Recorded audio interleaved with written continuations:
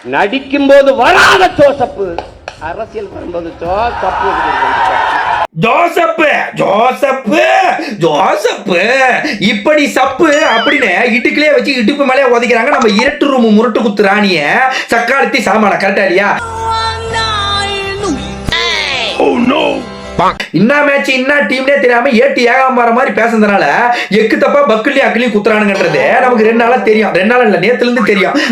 அதாவது என்ன கதைனா, இப்போ சூப்பர் ஸ்டார் ரஜினி இருக்காரு, நடிப்பின் நாயகன் சூர்யா இருக்காரு. இப்ப இவன் போக்கிலே போய் இவனை இருட்டு ரூம்ல வச்சு வீணா போன விகே சேர்ப்பால அடிக்கணும். அதுக்குதான் இந்த டைலாக். என்னன்னா, இப்போ சூப்பர் ஸ்டார் ரஜினியோட இயற்பெயர் என்ன? சிவாஜி ராவ். நடிப்பின் நாயகனோட இயற்பெயர் என்ன? சரவண சிவகுமார். ஏன் இவங்க பெயரை வந்து சூர்யான்னு வச்சிருக்காங்க, சூப்பர் ஸ்டார் ரஜினி வச்சிருக்காங்க?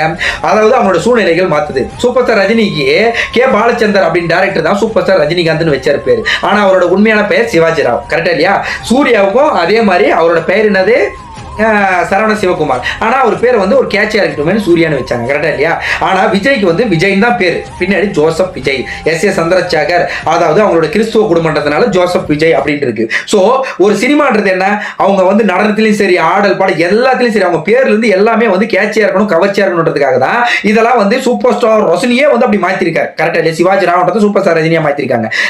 அப்போ இந்த மாதிரி எல்லாம் பேர் வச்சுட்டு வந்திருக்காங்க. ஏன் வேண்டாம் பி ராமானுஜம் உப்புளி பார்த்த சாரதி அப்படின்னு வச்சுக்கலாமா? ஏன்னா 3 பேர் வேணா வைக்கலாம். 3 பேர், அதாவது சக்காலத்தி சாவனாகிய நீ உனக்கும் இந்த தடியடி தார்பாய் முருகன் இவனுக்கும் காலுக்குள்ள கறிக்கு வழி இல்லாம இந்த கறிக்கஞ்சி கார்த்தியும் வைக்கலாம்.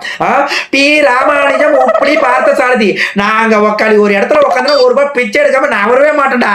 தமிழ் தேசியம் செருப்பால் அடிப்பா கையை தூக்காது. இல்ல சும்மா சொன்னேன் அப்படி.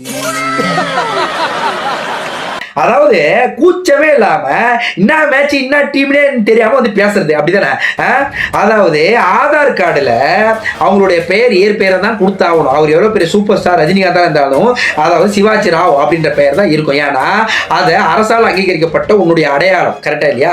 இப்ப அவரு தமிழ்நாடு முதலமைச்சராகி 108 தொகுதியில ஜெயிச்சு இன்னைக்கு தமிழ்நாடு மாண்புமிகு முதலமைச்சரா உட்கார வச்சிருக்காங்கன்னா அவருடைய இயற்பெயரா தான் வரும். ஜி ஜோசப் விஜய் அப்படிதானே வரும். அப்படிதானே வரும். சொல்லு ஓடுகலையே திட்டு மூஞ்சியா சொல்லு. இப்ப சொல்லி சிரிக்கிறான் பாரு. அப்படியே சிரிப்பா தமிழக மக்களை தருதல்ன்றது தற்கூரின்றது. இதனால தானே உன 15 வருஷமா கக்கூஸ்லே வச்சு கபட்டிலே அடிச்சுக்கிறாங்க, குத்துரு குத்திக்கிறாங்கன்றது இப்பதானே தெரியுது. இதுல வேற இடைத்தேர்தல் வரட்டும் மக்காளி பூந்து விளாசிடுற பாரு. விளாசி 2 முட்டையை 4 முட்டையை ஆக்கி ஆம்லெட்டை போட்டு நீ சாப்பிட்டு போட்டு கவுந்தடிச்சுன்னு படுக்கல. என் பேரு சக்காலத்தி சந்திரா சாமான் கிடையாதுடா அப்படின்னு சாபதம் எடுத்துட்டு போறான். சாபதம் உனக்கு இருக்குடி இடைத்தேர்தல வாடி, உனக்கு இட்டுக்களை வச்சு இட்டுப்பு மேலே வந்து குத்தி உன் வேலை எலும்ப உருவுல நாங்க தாவே காரணங்களடா, தளபதி விஜய்க்கு தொண்டன் இல்லடா நாங்க. வாடா.